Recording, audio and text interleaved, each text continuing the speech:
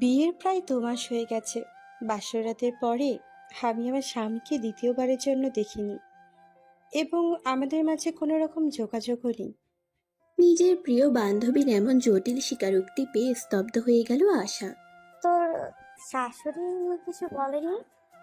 শিমু প্রশ্নের বদলে প্রশ্ন করায় কিছুটা রুষ্ট হলো আশা।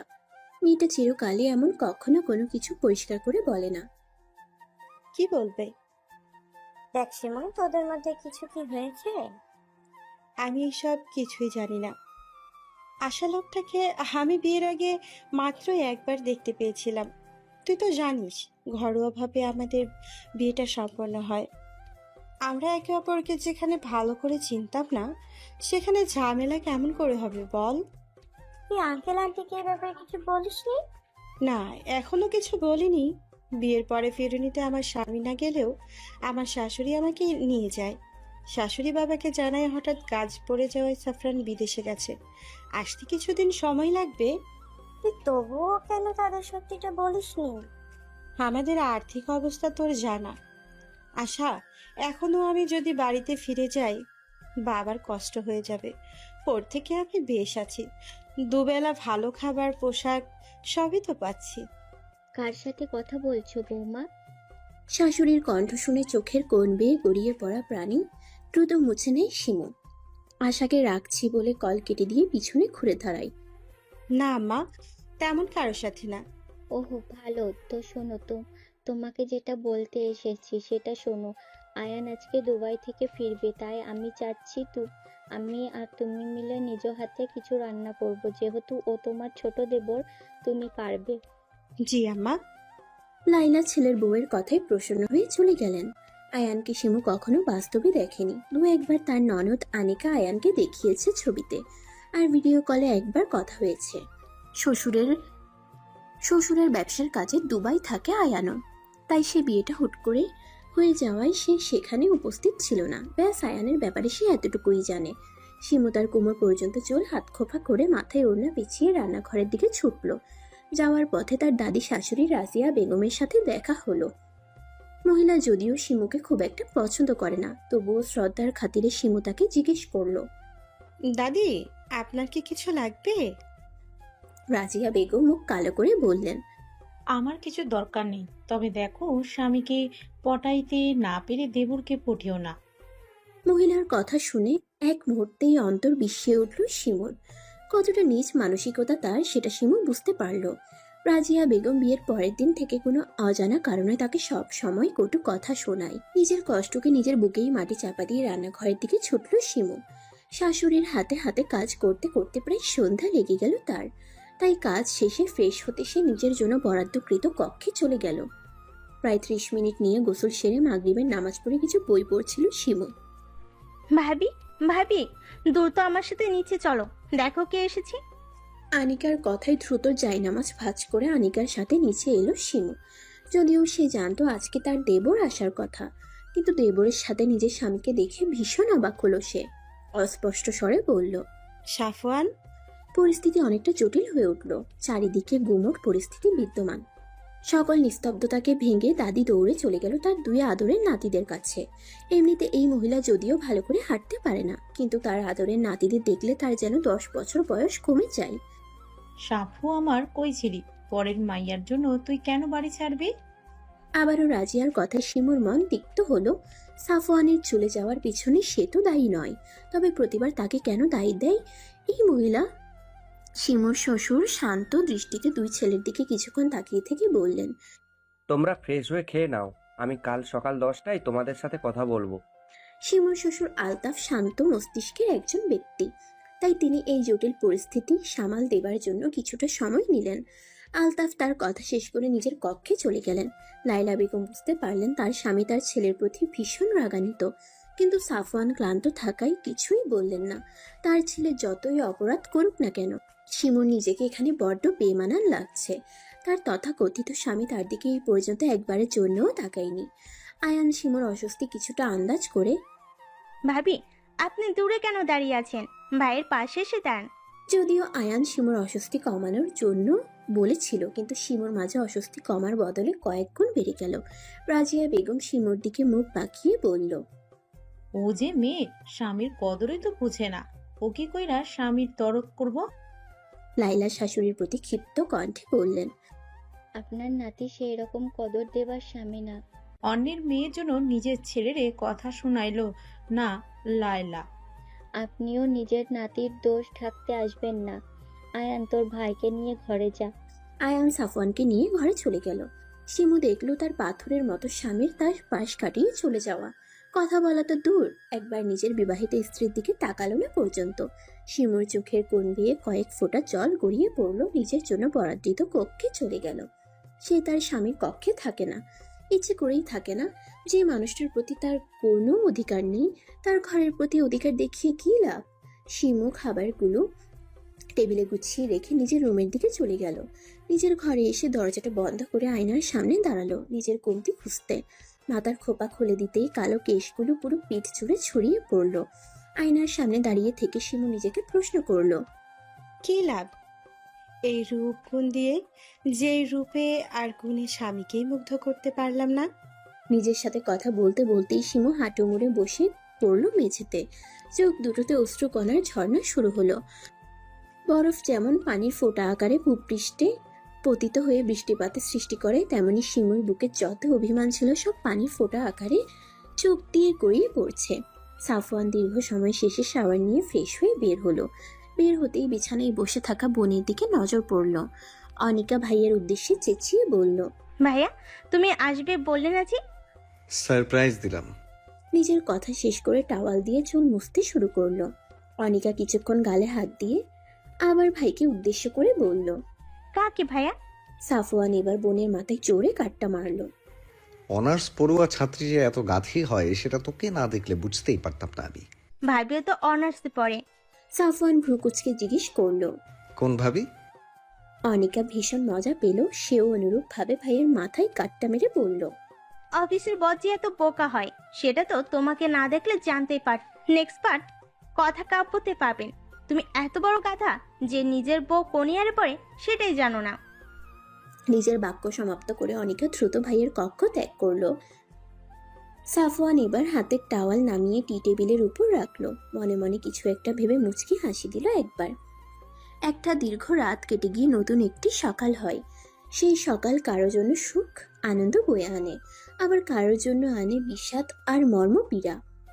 সকালে উঠে নির্দিষ্ট সময় সালাত আদায় করে নিজের কাজে লেগে পড়েছে শিমু। সঙ্গে বাড়ির কাজের বুয়া রহিমা খালা আর শাশুড়ি লাইলা বেগমও আছেন। লাইলা আর রহিমা গল্পে মশগুল হয়ে আছে। শিমু টুকটাক তাদের কথা শুনছে আর কাজ করছে। হঠাৎ অপ্রত্যাশিতভাবে রান্নাঘরে আগমন হয় রাজিয়া বেগমের। শিমু এই বাড়িতে বউ হয়ে আসার পরে রান্নাঘরে এই মহিলাকে বলতে গেলে আসতেই দেখেনি, কারণ শিমু যতটুকু জানে রাজিয়া বেগম আগুনের তাপ মোটেও সহ্য করতে পারে না, তার নাকি মাথা ব্যথা করে। শিমুর অবাক হওয়া দেখে রাজিয়া বেগম শিমুর দিকে ঘুরে মুখ বাঁকালেন। এই মেয়েকে তার শুরু থেকেই পছন্দ না। কত ইচ্ছে ছিল নাতির জন্য নিজের পছন্দ মতো স্মার্ট একটা মেয়েকে নাত বউ করে আনবে, কিন্তু এই মেয়ে তার উল্টো ধার্মিক এবং সাদামাটা প্রকৃতির একটা মেয়ে।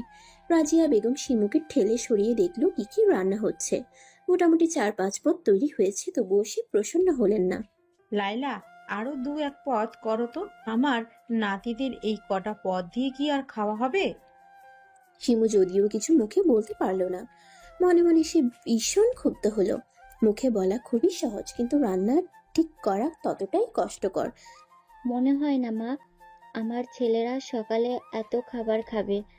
ছেলের বউয়ের কথায় রাজিয়া বেগম মুখ কালো করে রান্নাঘর থেকে বের হয়ে গেলেন। মনে মনে ভাবলেন নিজের ছেলেটাকে তো হাত করতে পারলেন না, কিন্তু নিজের নাতিকে হাত করে কি এদের শায়েস্তা করবেন। খাবার টেবিলে সব খাবার গুছিয়ে রাখছিল শিমু আর রহিমা। লাইলা বেগম রুমে গেছেন ফ্রেশ হতে। এর মাঝেই বাড়ির সবাই একে একে খাবার টেবিলে এসে বসতে শুরু করলো। অনিকা চোখ ডলতে টলতে খাবার টেবিলে এসে বসলো, কিন্তু খাবারের দিকে তাকাতেই তার চোখের থেকে সমস্ত ঘুম উড়ে গেল। ভীষণ খুশি হয়ে খাবারে হাত দিতে যাবে অমনি আয়ান এসে বোনের হাতে চাটি মারলো। আয়ানের এহেন কাজে প্রচন্ড বিরক্ত হলো অনিকা। তুই দেখিস, তোর বউকে আমি কোনো বেলায় শান্তিতে খেতে দিব না। আমার বউ কি তোরটা খাবে নাকি আমার টাকায় যারটাই খাস? মুটিয়ে যাচ্ছিস দেখছিস না? আমি মুটিয়ে যাচ্ছি? এত বড় কথা বলতে পারলি তুই? এই থামবি তোরা? বাবার কণ্ঠ পেয়ে দুই ভাই বোন একেবারে চুপ হয়ে গেল, কিন্তু একে অপরকে চোখ দিয়ে শাসাতে মোটেও ভুলল না। শিমু এদের দুই ভাই বোনের দুষ্টু মিষ্টি ঝগড়া দেখে নিজের বোনেদের কথা চিন্তা করলো। শিমুরা 4 বোন। শিমুর বড় বোনের বিয়ে হয়েছে 5 বছর আগে। অভাবের সংসার হওয়ায় তার বাবা খুব দ্রুত তার বড় বোনকে বিয়ে দিয়ে দেয়। আর তার ছোট দুজন যমজ বোন আছে, যাদেরকে জন্ম দিতে গিয়ে তার মা পৃথিবীর মায়া ত্যাগ করে চলে যান। শিমু অনুভব করলো ওর নিজের বোনদের কথা মনে পড়ছে। রাজিয়া বেগমের কথাই হুঁশে ফিরল শিমু। ইতিমধ্যে শাশুড়ি বাদে টেবিলে সবাই উপস্থিত। শিমু একে একে সবার প্লেটে খাবার বাড়ছিল। নিজের স্বামীর প্লেটে বাড়তে গিয়ে হাত থেমে গেল। অদৃশ্য জড়তা তাকে আঁকড়ে ধরল। সাফওয়ান শিমুর হাতের দিকে তাকিয়ে রইল কিছুক্ষণ, কিন্তু মুখে ঠুস শব্দটিও করল না। রাজিয়া বেগম বিরক্ত হলেন ভীষণ। শিমুর হাত থেকে খাবারের চামচ কেড়ে নিয়ে নিজেই বেড়ে দিলেন প্রাণপ্রিয় নাতিকে। প্রথমবার রাজিয়ার কাজটা মনে মনে ভালো লাগলো শিমুর। শিমু, তোমায় খাবার সাথ করতে হবে না, তুমিও আমাদের সঙ্গেই বসো। আব্বু আম্মু আসুক, আমরা একসাথেই খেতে বসবো। আলতাফ আর কিছু বললেন না। নিজের খাওয়া শেষ করে দুই ছেলেকে তার কক্ষে যেতে বলে নিজের কক্ষে প্রস্থান করলেন। শিমু নিজের কক্ষে বসেছিল। প্রয়োজন ছাড়া সে খুব একটা নিজের কক্ষের বাইরে যায় না। আসবো ভাবি? শিমু দরজার দিকে তাকিয়ে দেখলো অনিকা এসেছে। মেয়েটা খুবই মিষ্টি স্বভাবের, ব্যবহারও খুব সুন্দর। এই যে এই বাড়িতে আসার পর মেয়েটা তাকে যতবার ডাক দেয় ততবার তার মধ্যে ভালো লাগার কাজ করে। মেয়েটা তার 1 বছরের জুনিয়র, কিন্তু ভালোবাসা আর সম্মান এই মেয়েটা থেকেই সবচেয়ে বেশি পেয়েছে সে। আসো না, আমার ঘরে আসতে তোমার কোনো অনুমতি নিতে হবে না। তবুও ভাবি, অনুমতি ব্যতীত কারোর রুমে আসা ঠিক না। ওকে ওকে, তোমার যেটা ভালো লাগে তুমি সেটাই করবে। অনিকা শিমুর পাশে গিয়ে বসলো।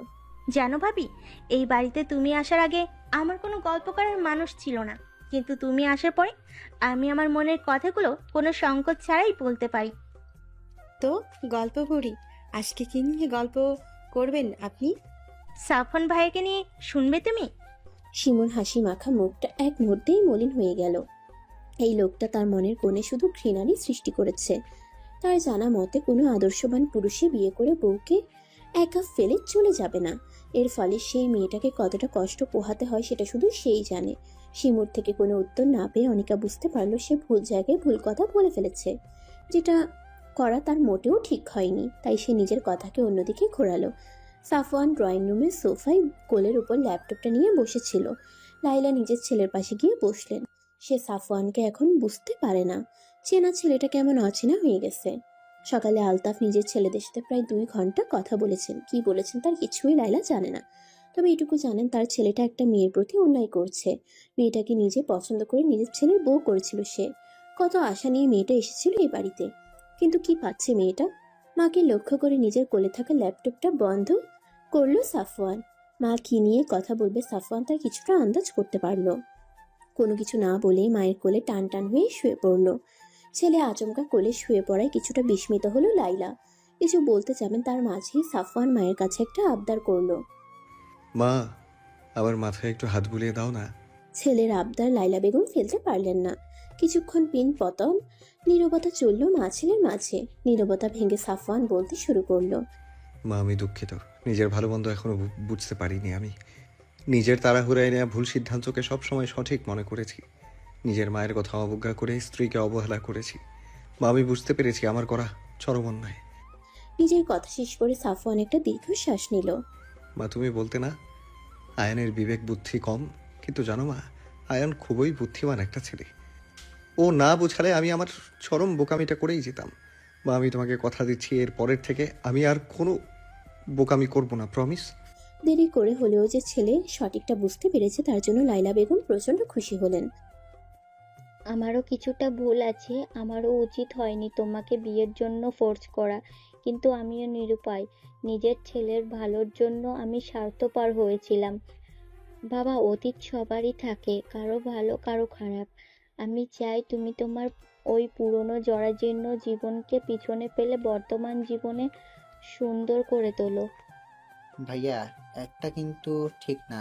তুমি বউয়ের কোলে ও দখল করবে, আবার আবার মায়ের কোলেও দখল করবে, আর আমি এগুলো তাকিয়ে তাকিয়ে দেখবো। আমার নয় বউয়ের আদরের বয়স হয়নি, কিন্তু মায়ের আদরের তো বয়স আছে, তাই নয় কি? আয়ানের কথা শুনে সাফওয়ান মায়ের কোল থেকে উঠে আয়ানের কান ধরল। তোর এই ঠোঁট কাটা স্বভাব কবে যাবে বলতো? বউ এনে দিলেই চলে যাবে। কি বললি? না মানে, আর করব না, সরি। দুই ছেলের কাণ্ড দেখে লাইলা উচ্চস্বরে হেসে দিলেন। কে বলবে এরা বড় হয়েছে? জীবন বড্ড ভয়ঙ্কর, নাটকের চেয়েও নাটকীয়, ভাবনার চেয়েও অভাবনীয়, সময়ের পরিক্রমায় কালো ছায়ায় মোড়া, কিছুটা আশা আর কিছুটা ভ্রম। জীবনের সংজ্ঞা কোনো ব্যক্তি নির্দিষ্টভাবে দিতে পারবে না, কারণ এটি অসমান্তরাল পথের বাঁকের মতো। তাই জীবনের সমীকরণকে সহজ ভাবা অন্যায়। রাতের আকাশ জুড়ে তারারা মিটিমিটি করে জ্বলছে, অপরূপ সৌন্দর্য ছড়াচ্ছে পুরো পৃথিবী জুড়ে। ছাদে দাঁড়িয়ে থাকা এক তরুণী নিজের ছোট জীবনের জটিল সব সমীকরণ মেলাতে ব্যস্ত, কিন্তু বেলা শেষে সে হতাশ। রাতের শীতল পরিবেশ অনুভব করার জন্য সাফওয়ান আর আয়ান ছাদে এসেছিল। হঠাৎ তাদের দুজনের চোখ পড়ল সাদা ওড়না মাথায় মোড়ানো একজন নারী অবয়বের দিকে। আয়ান কে হতে পারে বুঝতে পেরে নিঃশব্দে ছাদ থেকে প্রস্থান করে। ভাইয়ের উপস্থিত বুদ্ধি দেখে সাফওয়ান মনে মনে খুশি হয়। এবার পূর্ণ দৃষ্টি দেয় সামনে থাকা নারী অবয়বের দিকে। সেই নারী নিজের ভাবনা নিয়ে এতই বেশি বিভোর যে ছাদে সে ব্যতীত যে অন্য কেউ উপস্থিত আছে সে সম্পর্কে তার কোনো ধারণাই নেই। সাফওয়ান তার অর্ধাঙ্গিনীর দিকে কিছুক্ষণ তাকিয়ে রইল, অতঃপর মনের সব সংকোচ ভুলে প্রশ্ন করল, এত রাতে ছাদে একা কি করছেন? শিমু প্রথমে পুরুষালী কণ্ঠ পেয়ে কিছুটা ভরকে গেল। মাথা ঘুরিয়ে পিছনে ঘুরতেই তার নিঃশ্বাসের ক্রমশ বেড়ে গেল, হাত পা জড় বস্তুর ন্যায় স্থির হয়ে গেল। নিজেকে স্বাভাবিক করতে শিমু কয়েকবার চোখের পলক ফেলল। কিছুটা স্বাভাবিক হতেই সাফওয়ানকে নিজের দিকে এগিয়ে আসতে দেখে শিমুর মনে হলো তার বুকের মধ্যে কে যেন ঢাকঢোল বাজাচ্ছে। সাফওয়ান শিমুর অস্বস্তি কিছুটা বুঝতে পারল, তবুও সে নির্বিকার হয়ে নিজের অর্ধাঙ্গিনীর সামনে এসে দাঁড়ালো। শিমুর নিজেকে কেমন শূন্য শূন্য মনে হচ্ছে সে এক্ষুনি ঢলে পড়বে। সে তো এতটা দুর্বল নয়, আর তার অস্বাভাবিক হবার কারণই বা কি? কিন্তু নিজেকে প্রশ্ন করে শিমু কোনো উত্তর পেল না। তবুও প্রাণপণ দিয়ে চেষ্টা করলো নিজেকে স্বাভাবিক রাখার। সাফওয়ান মুখ আরো কিছুটা সামনে নিয়ে আসলো। শিমুর ছোট ছোট চুলগুলো বারবার মুখে এসে পড়ছে। সাফওয়ান সন্তর্পণে শিমুর চুলগুলো কানের পিঠে গুঁজে দিল। সাফওয়ানের মুখ জুড়ে একরাশ মুগ্ধতা ছড়িয়ে পড়েছে। এই মাইয়া, তুই এত রাতে ছাদে কেন আইছস? দাদির কর্কশ কণ্ঠ পেয়ে সাফওয়ান শিমুর থেকে দূরে সরে দাঁড়ালো। তার চোখে মুখে কিছুটা বিরক্ত ফুটে উঠেছে দাদিকে দেখে, কিন্তু শিমু ছাড়া পেয়ে এক দৌড়ে নিচে চলে গেল।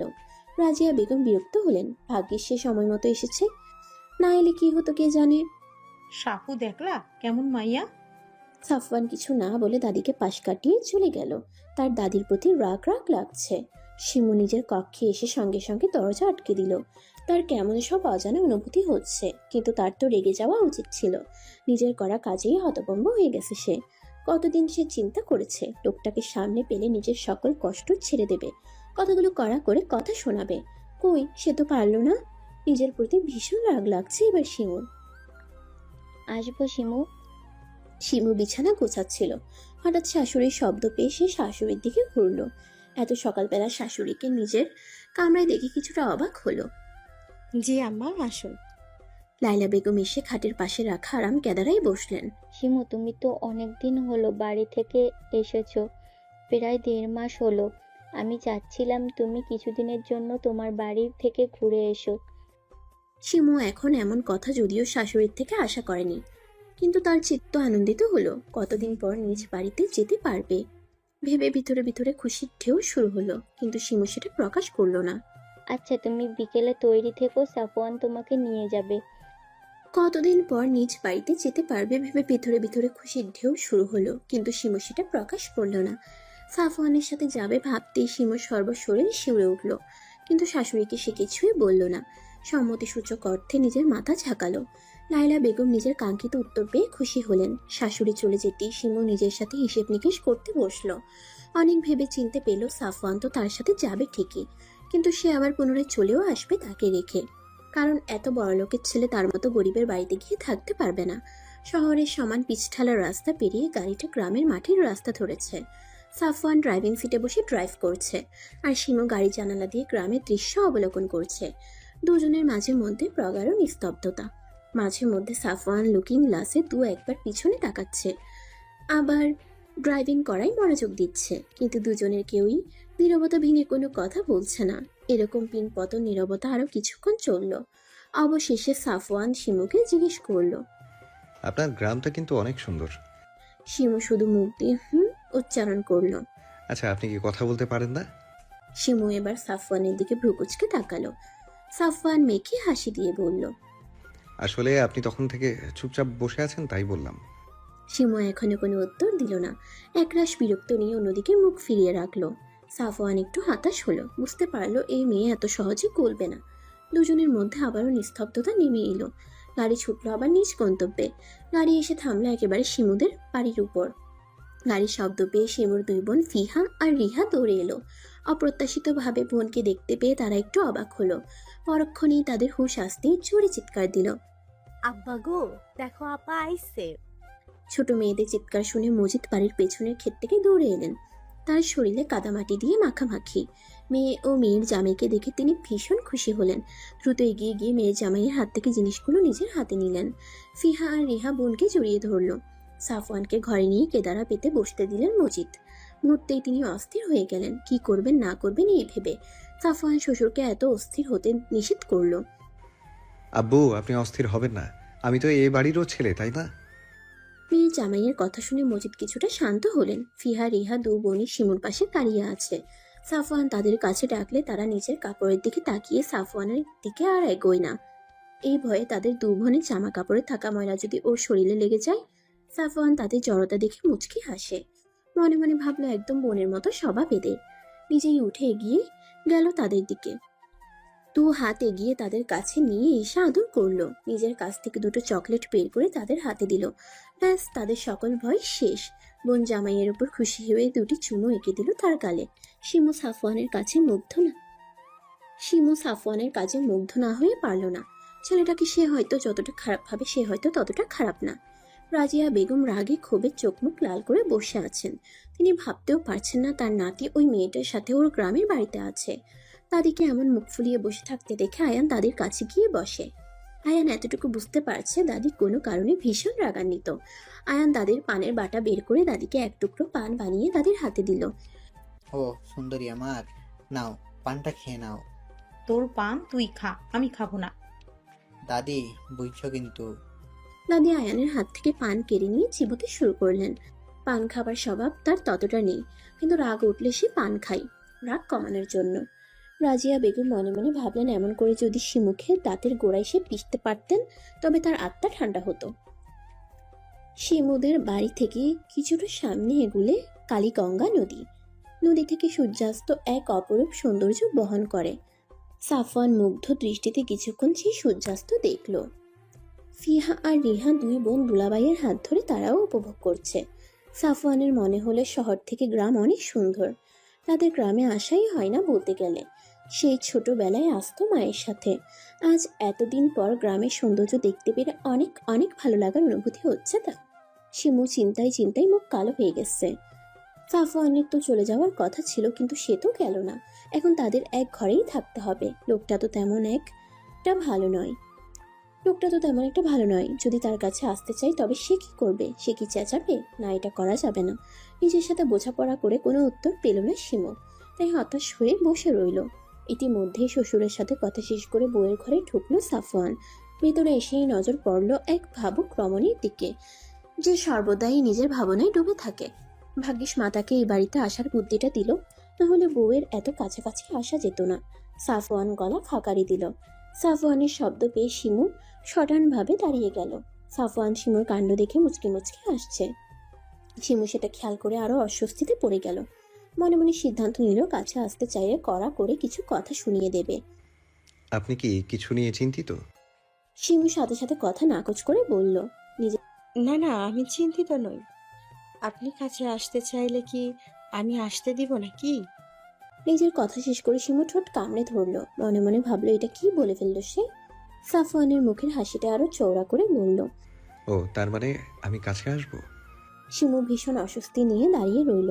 অতিরিক্ত চিন্তায় তার সব গুলিয়ে যাচ্ছে, তাই সে আর লজ্জায় কোনো কথা বলতে পারলো না। চুপ করে দাঁড়িয়ে রইল। সাফওয়ান গিয়ে বিছানায় বসলো। পুরো ঘরে একটা খাট, একটা পড়ার টেবিল আর একটা টিনের বাক্স ব্যতীত কিছু নেই। শিমু এখনো একইভাবে দাঁড়িয়ে আছে। আপনি কি ঘুমাবেন না, নাকি না ঘুমিয়ে রাত পার করে দেবার ইচ্ছা আছে? শিমুর অকপটে উত্তর, আপনি নিশ্চিত থাকতে পারেন, আপনার অনুমতি ব্যতীত আমি আপনাকে কখনো স্পর্শ করব না। শিমু তবুও পুরোপুরি শান্ত হলো না। সাফওয়ান শিমুর অস্বস্তি বুঝতে পেরে বিছানার দিকে একবার তাকালো। বিছানায় একটা কাঁথা আর 2টা বালিশ। সাফওয়ান বিছানার মাঝ বরাবর কাঁথা ভাঁজ করে লম্বা করে বিছিয়ে বিছানা দুভাগ করলো। আপনি এক পাশে থাকবেন, আমি এক পাশে থাকবো। আশা করছি আপনার কোনো অস্বস্তি হবে না।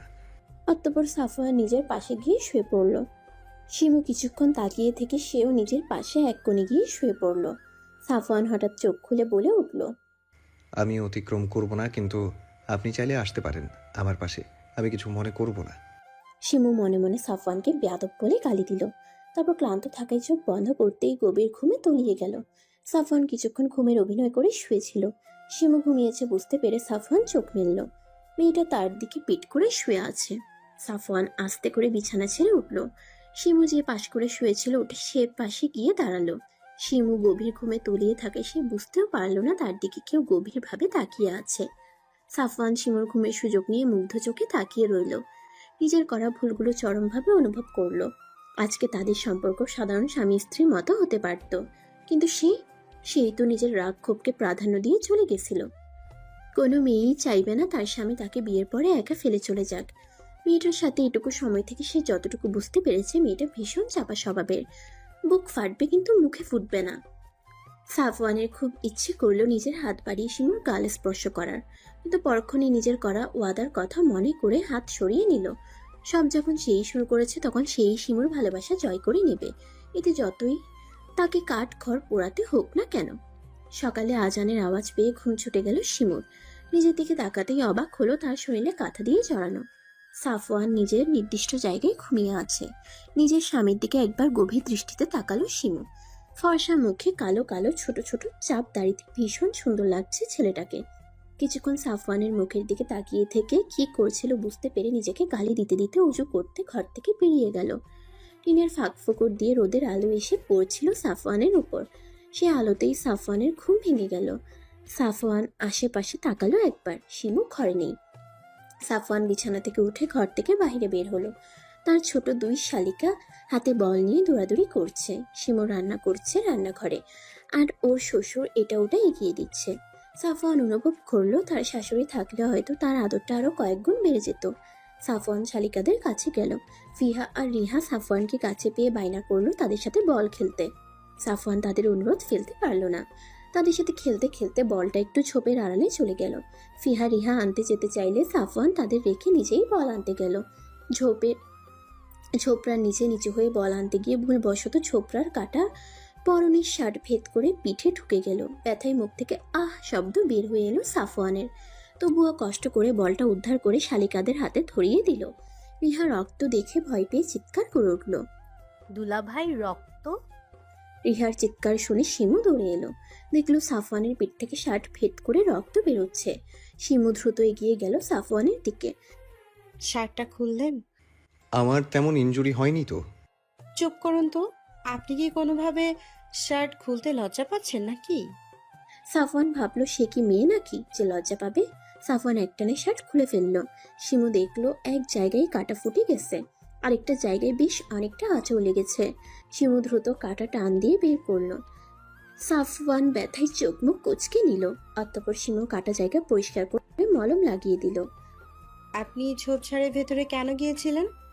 দেখতেই তো পাচ্ছ ওখানে বেলের কাঁটা আর খেজুরের কাঁটা রাখা। সাফওয়ান চোখ বড় বড় করে তাকালো। বেলের কাঁটা আর খেজুরের কাঁটার ভয়াবহতার কথা শুনেছে সে, আজকে প্রত্যক্ষদর্শীও হলো। শিমুর এবার সাফওয়ানের উন্মুক্ত বুকের দিকে নজর গেল। শার্টলেস বুকে বলতে গেলে তেমন একটা লোম নেই, বেশ আকর্ষণীয় লাগছে দেখতে। শিমু অন্যদিকে ঘুরে ঢোক গিলল, মনে মনে বলল, লোকটি কি জিম করে নাকি? সাফওয়ান শিমুর চোখ ঘুরিয়ে নেওয়া দেখে মনে মনে হাসলো। ভাবলো, বউ যদি এত আদর করে মেডিসিন লাগিয়ে দেয় তবে একটু আধটু ব্যথাতে কিছুই হয় না।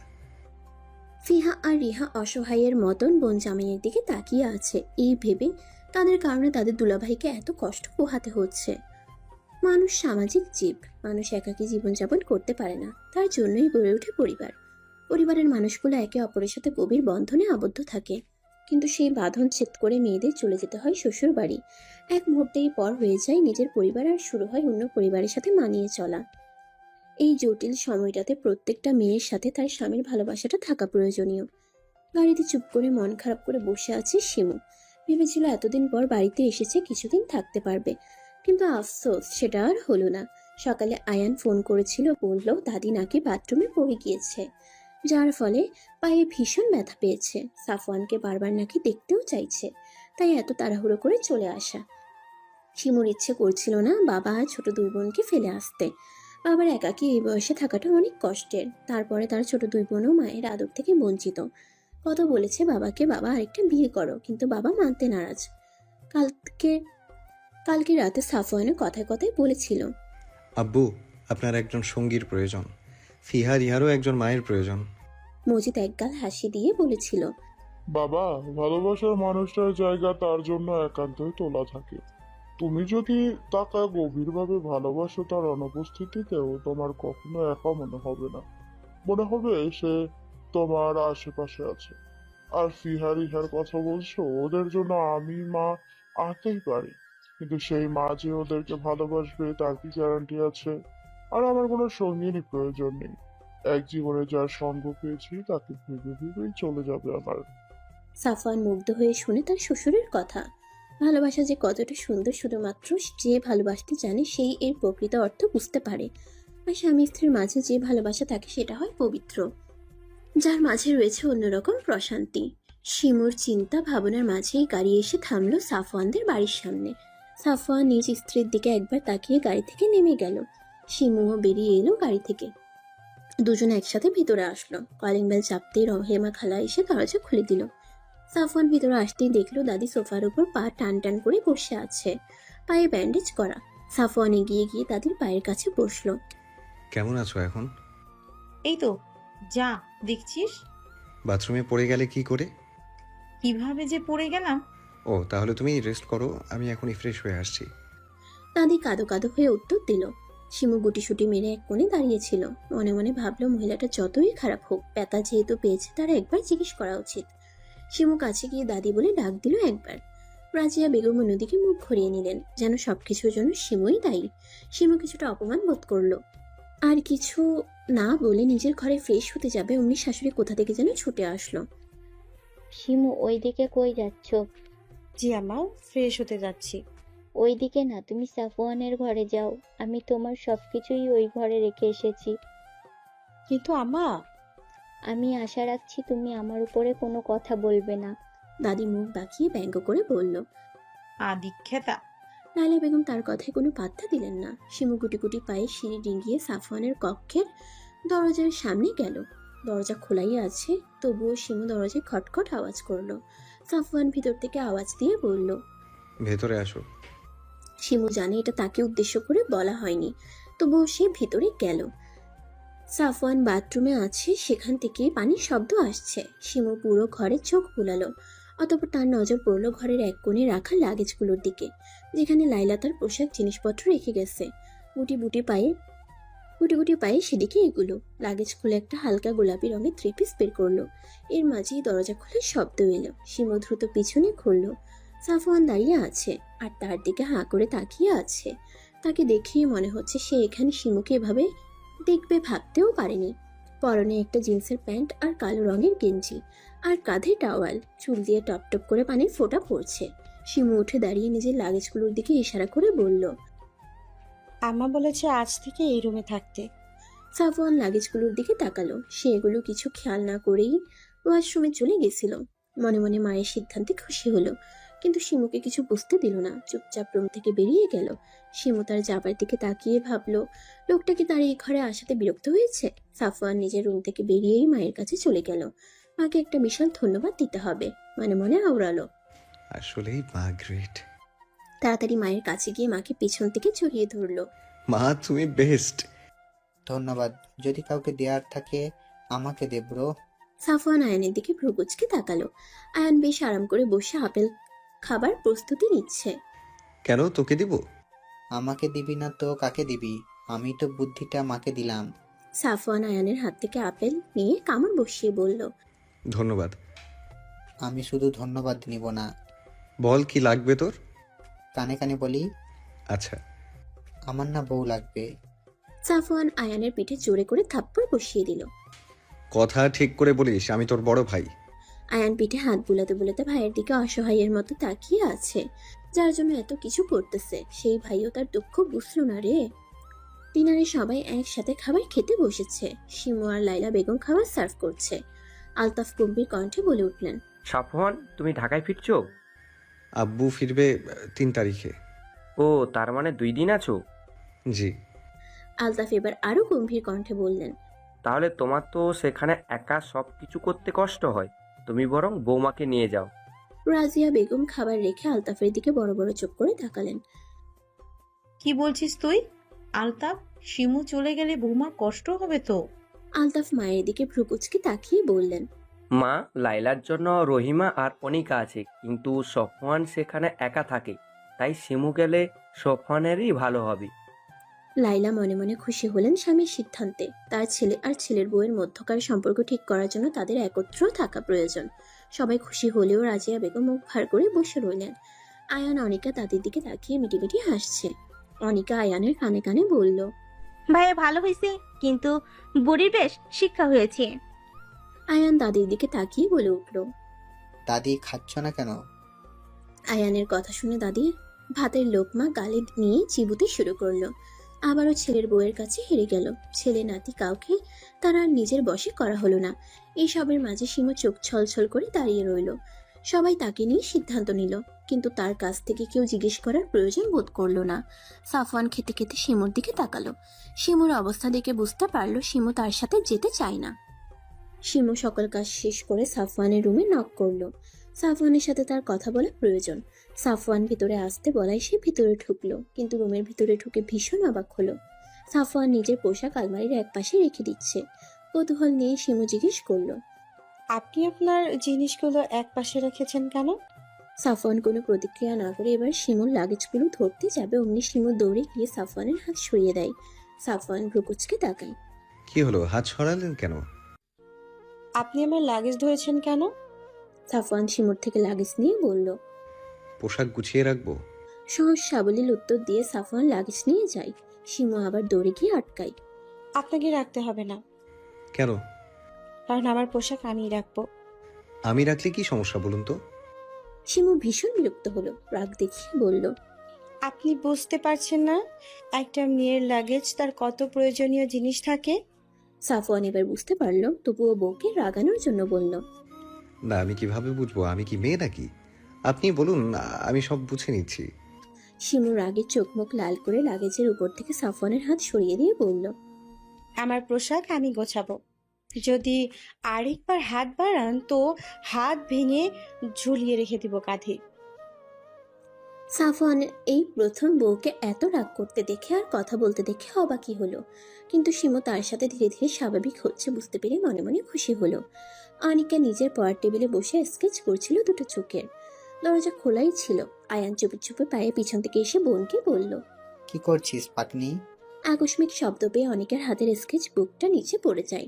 অনিকা দ্রুত স্কেচ বুকটা তুলতে যাবে, অমনি আয়ান বুকটা নিজের হাতে তুলে নেয়। হাত দিয়ে নাড়িয়ে নাড়িয়ে দেখে বলল, কি বলতো, প্রেমপত্র লিখছিস নাকি? তুমি দাও তো খাতাটা। স্কেচ বুকে কি কেউ প্রেমপত্র লিখতে পারে নাকি? পারে পারে, মানুষ চাইলে সবই পারে। আয়ান খাতাটা খুলতে যাবে, অমনি দ্রুত অনেক খাতা কেড়ে নিতে যায়। কিন্তু আয়ান খাতা দেয় না। বোনের থেকে লম্বা হওয়ায় বোনকে এক বাহু চিপায় আটকে রাখে। অতঃপর খাতার পৃষ্ঠা উল্টাতে থাকে। উল্টাতে উল্টাতে একটা পৃষ্ঠায় গিয়ে চোখ আটকে যায়। একজোড়া চোখ চেনা চেনা লাগছে, কিন্তু চিনতে পারছে না। অনিকা কোনো রকমে আয়ানের কাছ থেকে ছুটে হাত থেকে খাতাটা কেড়ে নেয়। তা যাই করুক, একটা বউ হলেই চলবে আমার।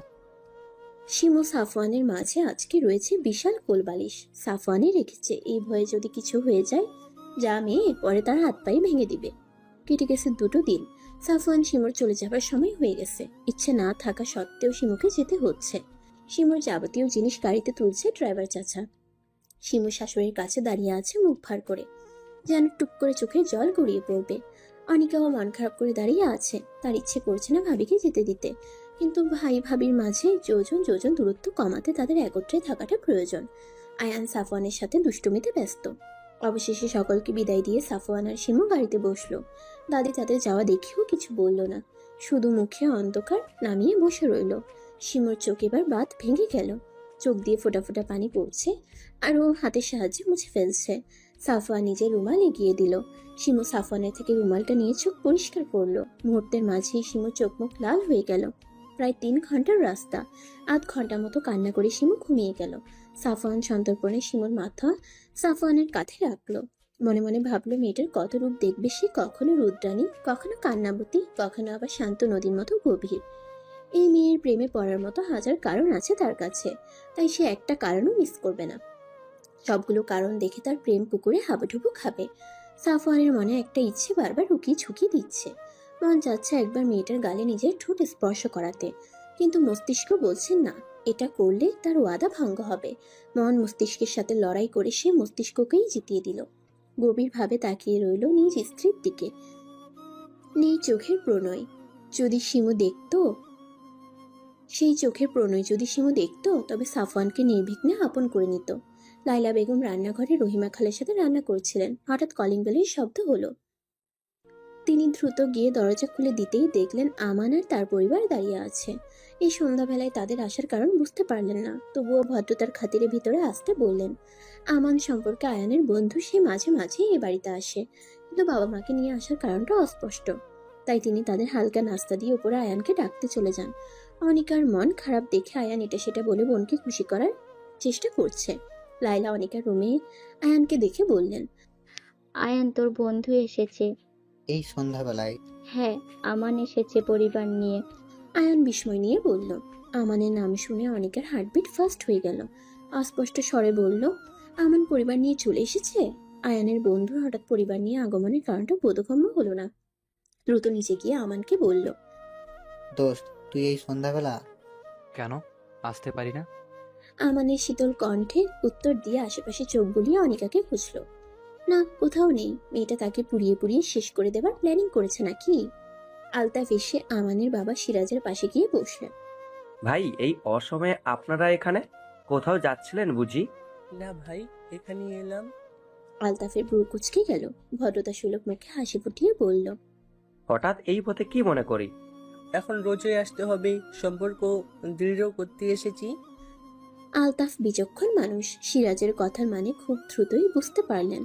আমানের দিকে একবার গভীরভাবে তাকালেন। আমান বারবার অনিকার রুমের দিকে তাকাচ্ছে, যা বোঝার তিনি বুঝে গেলেন। বাবা মায়ের একমাত্র ছেলে আমান। আমান ছেলে হিসেবে ভালোই, বর্তমানে সে একজন হার্ট সার্জন। সিরাজও নামকরা ব্যবসায়ী।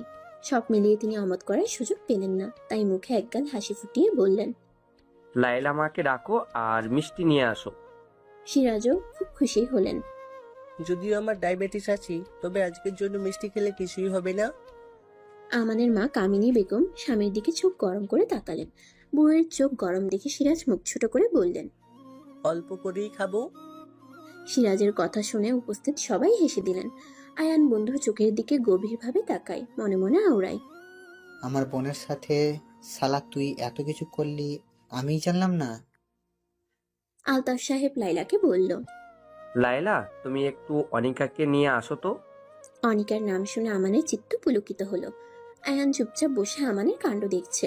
কলেজ জীবনের একটা কথা মনে পড়ে গেল তার। তখন আয়ান আর আমান সবে ইন্টার ফার্স্ট ইয়ারে পড়ে। আমানকে যে মেয়েই পছন্দ করে না কেন, আয়ান তাকে পটিয়ে দিত। আমানকে যে মেয়েই পছন্দ করুক না কেন, আয়ান তাকে পটিয়ে নিত। এমনকি শাইলা নামের একটা মেয়েকে আমানের অনেক ভালো লেগেছিল। বন্ধুকে সে এই ব্যাপারে জানালে আয়ান সেই মেয়েটাকে নিজ দায়িত্বে নিজের প্রেমিকা বানিয়ে নেয়।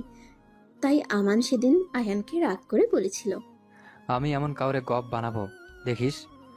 তুই লাইন মারা তো দূরে থাক, আমার সাথে তাকে দেখলেই লজ্জা পাবি। আমান সত্যি সেটাই করেছে। তার নিজের বোনেরই প্রেমিক হয়েছে। আয়ানের আকাশ পাতাল চিন্তার মাঝেই ড্রয়িং রুমে লাইলা অনিকাকে নিয়ে আসলো। অনিকা আমানের দিকে চোখ তুলেও তাকাচ্ছে না, কিন্তু আমান চাতক পাখির মতো তাকিয়ে আছে তার প্রণয় কুমারীর দিকে, যাকে এবার সে চিরতরে নিজের করে নেওয়ার জন্য এসেছে। আর তার প্রণয় কুমারী অভিমান দেখিয়ে দূরে যেতে পারবে না। অনিকাকে একদম আমানের মুখোমুখি বসানো হলো। অনিকা ভাবতেই পারছে না ছেলেটা নিজের কথাকে এত তাড়াতাড়ি সত্যি করে দিবে। অতিরিক্ত অস্বস্তি হচ্ছে অনিকার, কারণ আমান এক নজরে তাকিয়ে আছে তার দিকে, আর তার ভাই সরু দৃষ্টিতে তাকিয়ে আছে আমানের দিকে। আমানের বাবা মা অনিকার সাথে কথা বলল। তাদের তেমন কিছু জানার নেই, মেয়েকে তারা আগে থেকেই চেনে। ছেলে জেদের কাছে হার মেনে এই রাত্রিবেলা তারা মেয়ে দেখতে এসেছে। রাজিয়া বেগম চা মুখে দিতে দিতে বললেন, আমার মনে হয় আমান আর অনিকাকে কিছুক্ষণ একা কথা বলতে দেওয়া প্রয়োজন। রাজিয়া বেগমের কথায় সবাই সম্মত হলেন। আমান যেন এই কথারই অপেক্ষায় ছিল। অনিকা উঠতেই সেও অনিকার পিছন পিছন হাঁটা শুরু করলো। অনিকার রুমের ভিতরে আসার আগেই আমান দরজা আটকে দিল। অনিকার যেন নিঃশ্বাস আটকে গেল। এমন অবস্থা তবুও কাঁপা কাঁপা গলায় বলল। আমান অনিকার কথায় পাত্তা না দিয়ে অনিকার মুখোমুখি এসে দাঁড়ালো। অনিকার পুরো শরীরে কাঁপুনি ধরে গেল। এবার আমান শান্ত কণ্ঠে বলল। অনিকা ঘামতে শুরু করলো। ছেলেটার জেদ সম্পর্কে অবগত সে, কিন্তু একদিনের মধ্যে যে বিয়ের প্রস্তাব এনে হাজির হবে সেটা কল্পনাতেও আসেনি ওর। অবশ্য আমান একবার বলেছিল রাগ করে ছেড়ে চলে যেতে চাইলে ডাইরেক্ট বাড়িতে বিয়ের প্রস্তাব নিয়ে আসবে, আর ও সেটাই করেছে। আমান এগিয়ে এসে অনিকার কপালে চুমু এঁকে দিল। আমার বউ হওয়ার জন্য প্রস্তুত হও। আমি প্রেমিক হিসেবে ভীষণ সভ্য ভদ্র, কিন্তু আমি জামাই হিসেবে কিন্তু ততটাই অসভ্য অভদ্র হব। নিজের কথা শেষ করে আমান ড্রয়িং রুমে চলে গেল, আর অনিকা সেখানেই মূর্তির মতো দাঁড়িয়ে রইল। কিছুক্ষণ সময় গড়ালো। তারপর অনিকা ধীর পায়ে হেঁটে গিয়ে এসে সবার সাথে বসলো, আর একটি বারের জন্য ভুলেও আমাদের দিকে তাকালে না। ঘুম ভাঙতেই নিজেকে বিছানায় আবিষ্কার করলো শিমু। কিছু মনে করার চেষ্টা করলো। ভাবলো সে তো গাড়িতে ছিল, বিছানায় এলো কিভাবে? মনে পড়লো কাঁদতে কাঁদতে গাড়িতে ঘুমিয়ে যাওয়ার কথা। তাহলে কি সাফওয়ান তাকে নিয়ে এসেছে? কিন্তু কেমন করে নিয়ে এসেছে? কোলে করে নয় তো? ভাবতেই শিমুর কান গরম হয়ে গেল। শেষমেশ ওই লোকটার কোলে উঠেছে ও। নিজেকে নিজেই কতক্ষণ বকাঝকা করলো। তার ভাবনার মাঝেই সাফওয়ান ওয়াশরুম থেকে বের হলো চুল মুছতে মুছতে। শিমু সেদিকে তাকিয়ে ভ্রুকুচকে নিল। মনে মনে ভাবলে এত বড় ধামড়া ছেলে একটা মেয়ের সামনে কিভাবে 3/4 প্যান্ট আর স্যান্ডো গেঞ্জি পরে দাঁড়িয়ে থাকতে পারে? এর কি লজ্জা নেই? সাফওয়ান শিমুর দিকে তাকিয়ে অমায়িক হাসি দিল। শিমু যেন সেই হাসিতে গা চলে গেল। সাফওয়ান ড্রেসিং টেবিলের সামনে গিয়ে চুলে চিরুনি চালাতে চালাতে বলল, প্রায় 3 ঘন্টার রাস্তা তো ঘুমিয়ে এলেন, এখনো কি ঘুমানোর প্ল্যানিং আছে নাকি? ওর দেবার প্রয়োজন বোধ করলো না, উত্তর দেবার প্রয়োজন বোধ করলো না। চুপচাপ উঠে নিজের পোশাক নিয়ে ওয়াশরুমে চলে গেলাম। সাফওয়ান শিমুর যাওয়ার দিকে তাকিয়ে মনে মনে বলল, ঘুম থেকে উঠেই ঝাঁঝ লবঙ্গ ঝাঁঝ দেখানো শুরু করে দিয়েছে। আমাদের পরিবার একটু আগেই চলে গেছে। অনিকা বসে বসে দাঁত কামড়াচ্ছে। আলতাফ বিয়ে সম্পর্কে তেমন কিছু জানায়নি আমাদের পরিবারকে, শুধু বলেছে, দেখেন ভাই, হুট করেই তো বিয়ের মতো এত বড় কাজ সম্পূর্ণ করা যায় না, তার জন্য সময় প্রয়োজন। আর ছেলে মেয়েদেরও আর একটু নিজেদের জানার বোঝার প্রয়োজন। আর আমার বড় ছেলে আজকেই ঢাকা গেছে, আমি চাইছিলাম আর একটু সময় নিতে। সিরাজ ও আলতাফের কথার উপর কোনো কথা বলেনি। তারাও কিছু সময় দিয়ে গেছেন বিয়ে সম্পূর্ণ প্রস্তুতির জন্য। আয়ান পুরো ড্রয়িং রুমে পায়চারি করছে। অনিকা ভাইয়ের অবস্থা দেখে মেঝেতে নখ ঘুরছে। আয়ান অনিকার পাশে গিয়ে বলল, তুই আমার ওই বোকা বোনটা না, যাকে আমি প্রেমের পত্র সে জানে না। আবার জোরে নিঃশ্বাস নিয়ে বলল, আর অমনও তো আমার ছোটকালের সেই বলদ বন্ধুটা, যে নাকি ভাজা মাছ উল্টে খেতে জানে না। নিজের কথা শেষ আয়ান আহাম্মকের মতো বসে রইল। তার এতদিনের হিসেব সব উল্টো হয়ে যাচ্ছে। রাজিয়া বেগম এসে সোফার উপর বসলেন। মনে মনে তিনি একটু সাফওয়ান শিমুর প্রতি রাগান্বিত, তাই পরিবারের কারোর সাথে তিনি প্রয়োজন ব্যতীত কথা বলছেন না। লায়লা বেগম সকল খাবার উদ্দেশ্যে ডাকলেন।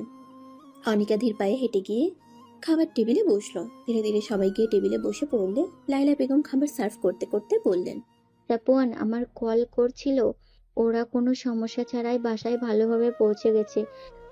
সময়ের বেড়া জালে আমরা সবাই আষ্টে পিষ্টে জড়িয়ে আছি। আমাদেরকে সময় ধোঁকা দিয়ে চলে যাচ্ছে প্রতিনিয়ত। যখন আমরা সেটা অনুভব করি তখন অনেকটাই দেরি হয়ে যায়। তাই আমাদের উচিত যে কোনো সময়কে সঠিকভাবে কাজে লাগানো, যেন এই নিয়ে আমাদের পরে কোনো আফসোস না থাকে। শিমু সাফওয়ানের বাসায় এসেছে গোটা 7 দিন হয়ে গেল। কোনো রকম বই পড়ে টিভি দেখে সময় পার হয়ে যাচ্ছে ওর। কখনো হয়তো সে ভাবেনি তার এত বড় লোকের বাড়িতে বিয়ে হবে। এসব কিছুই ছিল তাদের কাছে ছেঁড়া কাঁথায় থেকে লক্ষ টাকার স্বপ্ন দেখার মতন। কিন্তু সৃষ্টিকর্তা যে ভাগ্যর মতো অলৌকিক একটা জিনিস রেখেছে।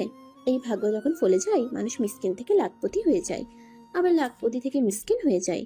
সাফওয়ানের এই ফ্ল্যাটে রয়েছে 3টি কামরা, যার একটি কামরায় সে থাকছে, অন্যটিতে সাফওয়ান। আর একটি কামরা খালি পড়ে আছে। মাঝে মধ্যে তার নিজের কাছে ভাবতেও অবাক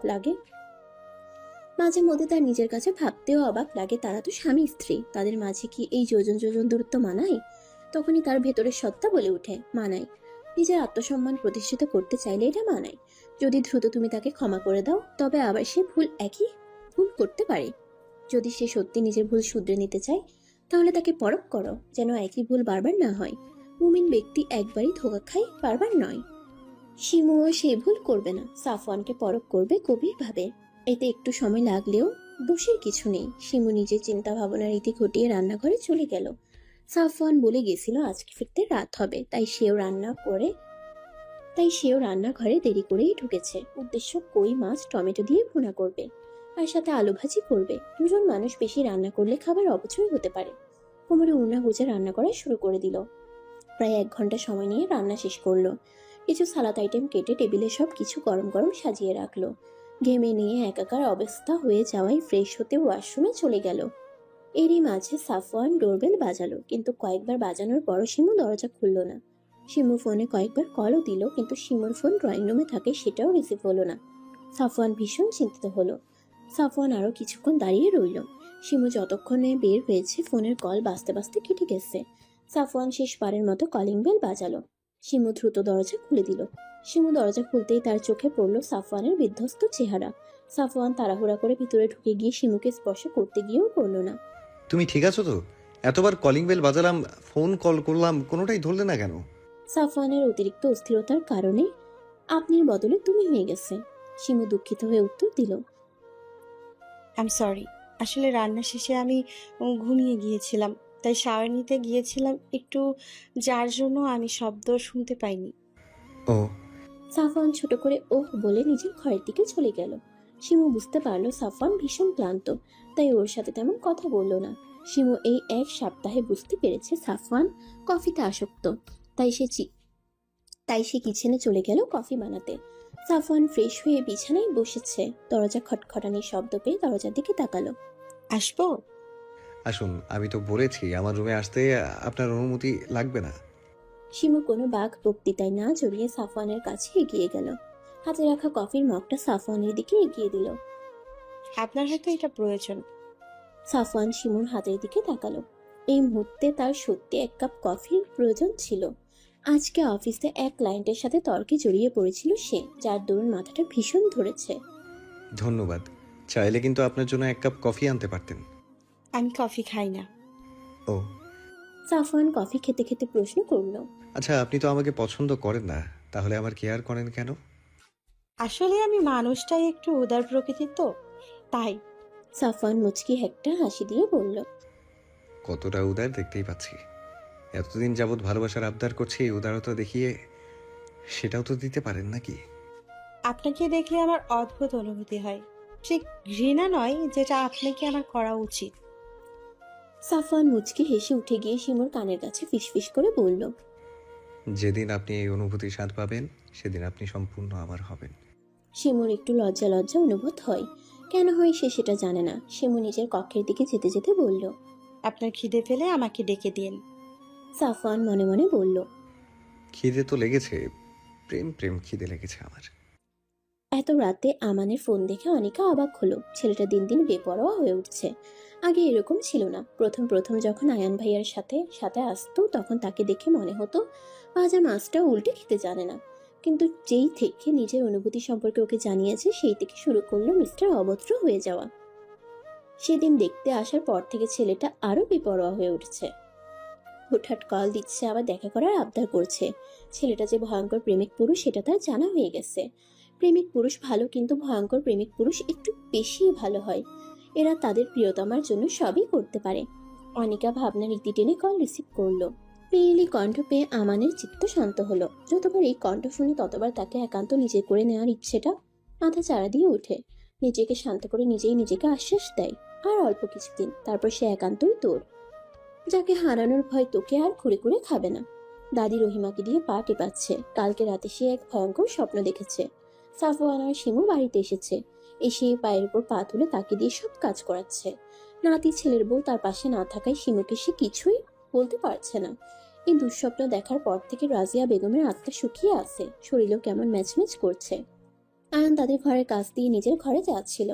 দাদিকে এত রাতে জাগতে দেখে দাদির ঘরে প্রবেশ করলো। গিয়েও দেখলো রহিমা খালা পা টিপছে। আর ঘুমে ঝুলছে, কিন্তু বুড়ির চোখে ঘুম নেই। আয়ান রহিমা খালাকে চলে যেতে বলে নিজেই দাদির পা টিপে দিতে শুরু করলো। কথায় কথায় দাদিকে জিজ্ঞেস করলো, ঘুমাচ্ছ না কেন? ঘুম কি আমার আর আছে? কেন? ঘুম তো আমার কবেই উড়ে গেছে। যেদিন থেকে আমার নাতি গরিব একটা মেয়েকে বিয়ে করেছে, জানিস আমার কত স্বাদ ছিল। আয়ান দাদির কথা শেষ না করতে দিয়ে বলল, দাদি, আমার ঘুম পেয়েছে, আমি আসছি। নিজের কথা শেষ করে আয়ান আর এক সেকেন্ডও দেরি করলো না, দ্রুত দাদির কক্ষ থেকে বেরিয়ে গেল। রাজিয়া বেগম নাতি চলে যাওয়ার দিকে বিষণ্ণ চোখে তাকিয়ে রইলেন। তার কথা শোনার মতো কেউ নেই। একটি সুন্দর সন্ধ্যা। শিমু ব্যালকনিতে দাঁড়িয়ে আছে। সাফওয়ান আজকে বাসায় আছে। সাফওয়ান ড্রয়িং রুমে থাকায় শিমু রুম থেকে বের হচ্ছে না। সাফওয়ানের সামনে গেলে নিজের মধ্যে একরকম জড়তা অনুভূত হয়। ওর কেন এই জড়তা সেটা শিমু জানে না। সাফওয়ানের চোখে গভীর প্রণয় দেখলে মনে হয় সবকিছু ভুলে যেতে, কিন্তু তার যুবতী মন সাফওয়ানের জন্য তীব্র অভিমান পুষে রেখেছে। তার ইচ্ছে করে সাফওয়ানের বুকে মাথা রেখে সেই সব রাতের কথা জানাতে, যে এই রাতগুলোতে সে নির্ঘুম কাটিয়েছে। জানাতে ইচ্ছে হয় মানুষের কথার দ্বারা কত অপমান মুখ বুঝে সহ্য করেছে, কিন্তু অতিরিক্ত চাপা স্বভাবের হওয়ার জন্য ও এগুলো কিছুই বলতে পারে না। অতিরিক্ত অভিমানে দু চোখ ভেঙে জল পড়তে শুরু করলো। এক পর্যায়ে মেঝেতে পা ভেঙে বসে পড়ল শিমু। সাফওয়ান আজকে পরিপূর্ণভাবে নিজেকে ধাতস্থ করে নিয়েছে। শিমু তার কাছে এসেছে গোটা 1 মাস হয়ে গেল, কিন্তু তাদের সম্পর্কের বিশেষ কোনো উন্নতি হয়নি। সে নিজের দিক থেকে সম্পূর্ণ চেষ্টা করছে, কিন্তু শিমু এখনো নির্বিকার। সে আর শিমুর এই অবহেলা সইতে পারছে না। অনেক তো হলো অনুক্তের লুকোচুরি, আর সে কোনো লুকোচুরি খেলতে চায় না। সে চায় এবার নিজের প্রেয়সীকে আপন করে পেতে। নিজের সাথে বোঝাপড়া করে সাফওয়ান সোজা শিমুর ঘরের দিকে চলে যায়, কিন্তু গিয়ে দেখলো শিমু রুমে নেই। ব্যালকনির দিকে ধীর পায়ে এগিয়ে যেতে এক কান্নারত রমণীর দিকে দৃষ্টি আটকে গেল। যে রমণী হাঁটুতে মুখ গুজে গুনগুনিয়ে কান্না করছে, যার দীর্ঘ কালো কেশ পিঠ জুড়ে লুটোপুটি খাচ্ছে। সাফওয়ান হাঁটু ভেঙে শিমুর কাছ ঘেঁষে বসলো। এই রমণী কান্না করাতে এতটাই বিভোর যে তার সামনে যে কেউ বসে আছে সে সম্পর্কে তার কোনো ধারণাই নেই। সাফওয়ানের ভীষণ ইচ্ছে করলো রমণীকে নিজের বুকে আগলে নিতে। জিজ্ঞেস করতে ইচ্ছে হলো, ওগো রমণী, তোমার এত দুঃখ কিসে? ওর মধ্যে হঠাৎ কোথা থেকে যেন একরাশ অধিকার বোধ তৈরি হলো। হাত বাড়িয়ে আগলে নিল নিজের প্রিয়সীকে। শিমু পুরুষালী হাতের ছোঁয়া পেয়ে একটু ভরকালো, থমকালো, স্তব্ধ হয়ে গেল। নিজের লুকোনো কান্না কারোর সামনে প্রকাশ হয়ে যাওয়ার ভয়ে সাফওয়ানের বুক থেকে মাথা তুলতে চাইল, কিন্তু সাফওয়ান তুলতে দিল না। জোর করিয়ে মাথা নিজের বুকে চেপে রাখলো। শিমু স্পষ্ট শুনতে পেল সাফওয়ানের বুকের অস্বাভাবিক থুকপুকানি। দীর্ঘ সময় কেটে গেল নীরবতার মধ্যে। নীরবতা ভেঙে সাফওয়ান বলে উঠল, শিমু, আমরা কি পারি না আমাদের মাঝের এই যোজন যোজন দূরত্বের ইতি টানতে? আমরা কি পারি না আমাদের একটা সুখের সংসার সাজাতে? শিমুর কাছে সাফওয়ানের কণ্ঠ ভীষণ কাতর শোনালো। কি সহজ আবদার! ইতিমধ্যে সাফওয়ানের হাতের বাঁধন আলগা হয়ে গেছে। শিমু সাফওয়ানের বুক থেকে মাথা তুলে সাফওয়ানের চোখের দিকে তাকায়। সাফওয়ান লক্ষ্য করলো শিমুর চোখ অসম্ভব লাল হয়ে আছে। লাল হয়ে আছে। কান্না করার ফলে নাকের ডগাও ফুলে লাল হয়ে গেছে। শিমুর অভিমানে পরিপূর্ণ অক্ষি কোটরে জল থই থই করছে। সাফওয়ান শিমুর নীরবতা দেখে আবার প্রশ্ন করলো, বলুন না, আমরা পারি না অতীত ভুলে গিয়ে আবার সবটা নতুন করে সাজাতে? হঠাৎই অভিমানী মেয়েটা একরাশ অভিমান নিয়ে বলতে শুরু করলো, কোনটাকে ভুলে যেতে বলছেন সাফরান আপনি? পাশুরাতে স্ত্রীকে প্রত্যাখ্যান করে চলে যাওয়াকে, নাকি প্রতিনিয়ত আমার অপমানিত হওয়াকে, নাকি নিজের সম্মান বিকিয়ে দিয়ে একটা মেয়ে শ্বশুর বাড়িতে পড়ে থাকাকে, নাকি দিনের পর দিন আপনার দাদির কটু কথা শোনাকে? আপনার যখন এতটাই আমাকে অপছন্দ, তবে কেন বিয়ে করেছিলেন আমায়? প্রতিনিয়ত আপনার আত্মীয় স্বজনরা, প্রতিবেশীরা আমাকে ঠাট্টা তামাশা করতো, আম্মা আড়াল করতো, কিন্তু আমি টের পেয়ে যেতাম। শিমু কিছুক্ষণ থেমে আবার বলতে শুরু করলো, আপনি কি কখনো চিন্তা করেছেন বিয়ের রাতে একটা মেয়ে কতটা আশা স্বপ্ন বুকের মাঝে পুষে রাখে? কিন্তু সেই দিন আপনি এলেন না। আমি পুরো রাত আপনার জন্য বসেছিলাম। সকালবেলা আপনার দাদি এসে বলল আমি নাকি অপয়া, কলঙ্কি, তাই তার নাতি আমাকে ফেলে চলে গেছে। আপনার দাদি প্রতিনিয়ত আপনার চলে যাওয়ার জন্য আমাকে দায়ী করত। বিয়ের পরে বাবা কতবার আপনার সাথে কথা বলতে চেয়েছে, কিন্তু আমি বাবাকে মিথ্যে বলেছি। নিজের কষ্টগুলোকে আড়াল করে আমি বাবার সাথে হাসি মুখে কথা বলেছি। শিমু এবার অসহায়ের মতো সাফওয়ানের দিকে তাকিয়ে বলল, আচ্ছা, আমি কি এতটাই অপয়া? আমি যেটাই ধরতে চাই সেটাই কেন দুঃখ হয়ে যায় বলতে পারেন? আমিও তো আপনার জন্য এক বুক ভালোবাসা নিয়ে এসেছিলাম, কিন্তু আপনার প্রত্যাখ্যান পেয়ে সেগুলো কেমন ফিকে হয়ে গেছে। আমিও চাই সব ঠিক করে নিতে, কিন্তু আমার ভয় হয় যদি আপনি আবারও আমাকে ছেড়ে চলে যান। আমি জানি আমি কোনো অবুঝ কিশোরী নই, কিন্তু আপনাকে আঁকড়ে ধরে বাঁচতে চাই। আমি আপনাকে ভালোবেসে বৃদ্ধ হতে চাই, কিন্তু পুরনো কথাগুলো মনে পড়লে আমার বুকের ভেতরে হাহাকার করে ওঠে, মনের মাঝে তীব্র অশান্তি হয়। আমি এই সব কিছুর থেকে নিস্তার পেতে চাই সাফরান। আমি আপনাকে ভালোবাসতে চাই। যে সব অভিযোগ প্রকাশ করতে পেরে মনে শান্তি লাগছে, ওর খুব কাঁদতে ইচ্ছে করছে। সাফওয়ান শিমুকে আবার বুকের মাঝে আগলে নিল। শিমু আবার কাঁদতে শুরু করলো। এই কান্না যেন দীর্ঘকালের অভিমানের পাহাড় ধসে পড়ার কান্না। সাফওয়ান শিমুর সমস্ত অভিযোগ মন দিয়ে শুনছে। নিজের করা ভুলের জন্য সে সত্যি ভীষণ অনুতপ্ত। নিজের রাগ জেদকে প্রাধান্য না দিলে হয়তো আজকে মেয়েটার এই পাহাড় সমান অভিমান দেখতে হতো না। তাদের ভালোবাসাময় একটা সংসার হতো এতদিন। সাফওয়ান শিমুর মাথা তুলে নিজের দিকে ঘোরালো। শিমু কাঁদতে কাঁদতে অবস্থা খারাপ করে ফেলেছে নিজের। সাফওয়ান একটা দীর্ঘশ্বাস ফেলে বলতে শুরু করলো, আমি আপনার সাথে অনেক অনেক অন্যায় করেছি, আমি জানি। আমি সেগুলোকে শুধরে নিতে চাই। আমার এই ভুলগুলো শুধরে দেবার জন্য আমি আপনার থেকে একটা সুযোগ চাই। দয়া করে আমাকে ফেরাবেন না। আমি গ্রামে বিয়ে করার জন্য মোটেই রাজি ছিলাম না, কিন্তু মায়ের কথায় এক প্রকার বাধ্য হয়েই মায়ের কথা রাখতে মা আমাকে ইমোশনাল ব্ল্যাকমেল করতে থাকে। আবার আমার বন্ধুরাও আমাকে নিয়ে ঠাট্টা তামাশা করতে শুরু করে। একদিকে মা বাবার চাপ, অন্যদিকে বন্ধুদের ঠাট্টা, সব মিলিয়ে আমি অতিষ্ঠ হয়ে পড়েছিলাম। মায়ের কথা রাখতে আপনাকে বিয়ে করলাম ঠিকই, কিন্তু আপনাকে মেনে নিতে আমার ভীষণ কষ্ট হচ্ছিল। আপনি জানলে অবাক হবেন, আমি আপনাকে বিয়ের আগে একবারের জন্যও দেখিনি। কবুল বলার পরেই আমি বিয়ের আসর ছেড়ে চলে এসেছিলাম। আপনার বাবা আমাকে আটকাতে গেলে আমি তাকে বলেছিলাম আমার জরুরি কাজ পড়ে গেছে। আপনার বাবা সেটা বিশ্বাসও করে নিয়েছিল, হাসি মুখে বিদায় দিয়েছিল আমাকে। মা ওই দিকটা সামলে নিয়েছিল সেদিন, তাই কোনো ঝামেলা হয়নি। নিজের সাথে অনেক বোঝাপড়ার পর সিদ্ধান্ত নিলাম মা আমাকে জোর করে বিয়ে করিয়েছে, কিন্তু আমি চাইলে সংসার নাও করতে পারি। নিজের জেদকে প্রাধান্য দিয়ে ঢাকায় চলে এসেছিলাম। ঢাকায় এসেই মাকে বলেছিলাম আমি আপনার সাথে সংসার করতে চাই না। সেদিনের পর থেকে টানা 2 মাস আমার সাথে মায়ের কোনো যোগাযোগ ছিল না। এর মাঝে আয়ান এলো আমার বাসায় হুট করে। ওকে দেখে আমি অবাক হই। ও আমাকে আমার ভুলগুলো সম্পর্কে অবগত করে। ইতিপূর্বে আপনার কথা মনে পড়লেও আমি আমার জেদকেই প্রাধান্য দিয়েছি। আয়ান যখন আপনার সাথে আমার করা অন্যায়গুলোর সম্পর্কে ধারণা দিল, তখন আমি বুঝতে পারলাম নিজের জেদের বসে আমি আমার স্ত্রীকে কতটা কষ্ট দিয়েছি। ধীরে ধীরে আমার চিন্তাধারা বদলালো আপনার প্রতি আমার অনুভূতি কাজ করা শুরু করলো। আয়ানকে নিজের মনের কথাগুলো বললাম। আয়ান আমাকে আশ্বস্ত করলো সব ঠিক হয়ে যাবে। আমিও নিজের করা ভুলগুলোর জন্য আপনার কাছে ক্ষমা চাইতে মরিয়া হয়ে উঠলাম। আয়ানের সাথে গেলাম বাড়িতে, যে সম্পর্কে বাড়ির কেউই কিছুই জানতো না। যাবার পরের দিনই বাবা আমাকে আলাদা ডেকে নিয়ে অনেক বকাঝকা করলেন। বাবাকে কোনো রকম আয়ান সামলে নিল, বাবাও শান্ত হলেন। আমি তারপর থেকে নিজের সবটা দিয়ে চেষ্টা করেছি নিজের ভুল শুধরে নেবার। আপনি কি আমাকে এখনো ক্ষমা করবেন না শিমু? আমি সত্যি চাই আপনার সাথে জীবনের শেষ মুহূর্ত পর্যন্ত কাটাতে। আমি আপনাকে ভালোবেসে ফেলেছি শিমু। আমি তো ভুল করেছি, আমি জানি। সেই জন্য আমি ভীষণভাবে অনুতপ্ত।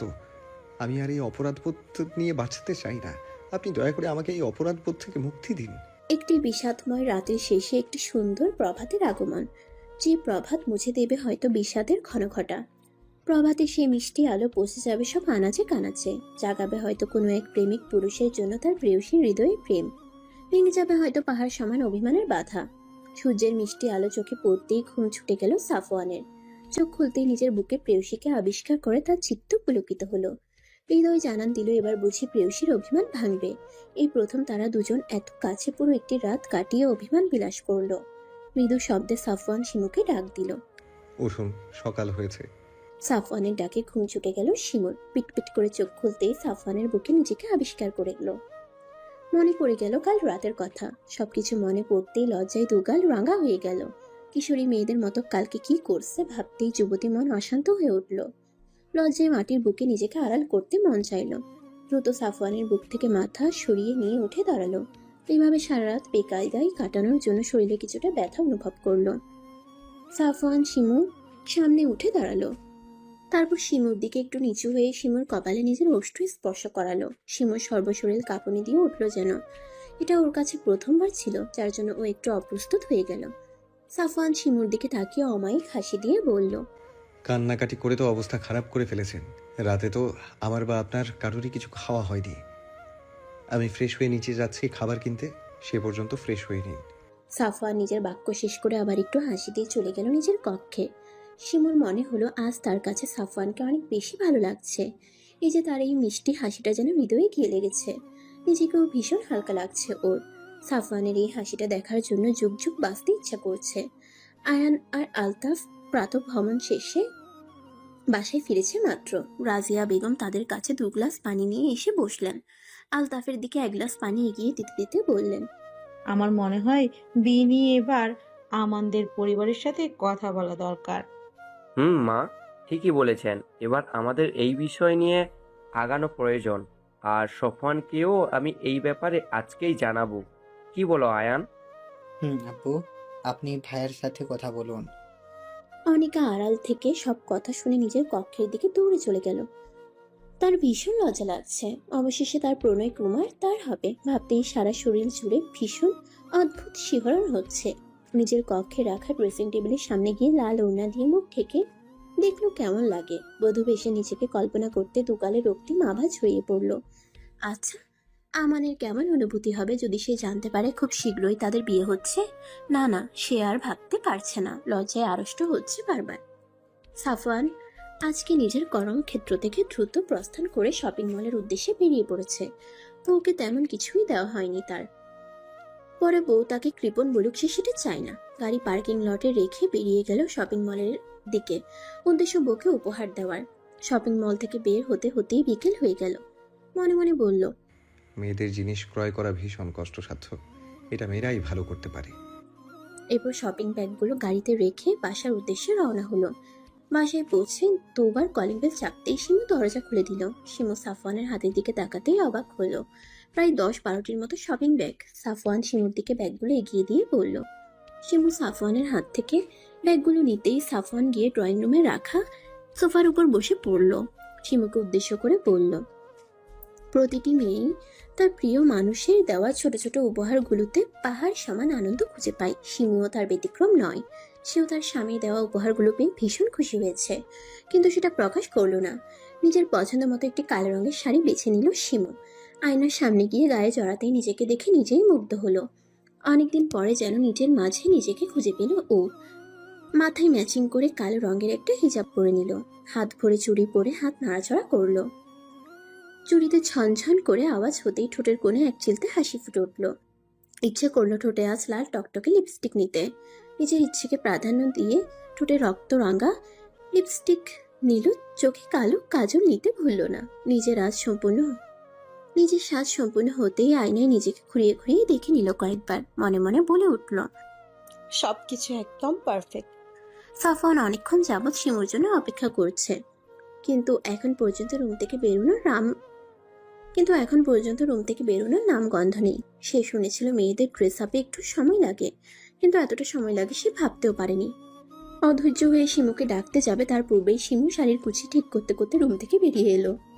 নিজের প্রিয়তমাকে শাড়িতে দেখে হৃদগতি কিছুটা অস্বাভাবিক হলো সাফওয়ানের। বুকের মধ্যে কে যেন হাতুড়ি পেটাচ্ছে ওর। 2-1 চোখ এদিক ওদিকে ঘুরিয়ে নিজেকে স্বাভাবিক করে নিল। শিমু সাফওয়ানকে উদ্দেশ্য করে বলল, আমি প্রস্তুত। সাফওয়ান মনে মনে বলল, আমাকে অপ্রস্তুত করে দিয়ে নিজে তো প্রস্তুত হবেনি, চলুন যাওয়া যাক। আজকে সাফওয়ান নিজের প্রিয় গাড়িটাকে নিয়ে বের হয়নি। এর পিছনে অবশ্য একটা কারণ আছে। বাসার নিচে নামতে রিক্সা পেয়ে গেল ওরা। সাফওয়ান আগে শিমুকে উঠতে বলল। শিমু রিক্সায় কিছুটা সংকোচ নিয়ে বসে পড়ল। তারপর সাফওয়ান উঠে বসে পড়ল। শিমু সরে বসতে চাইলে সাফওয়ান শিমুর কোমর আঁকড়ে ধরল।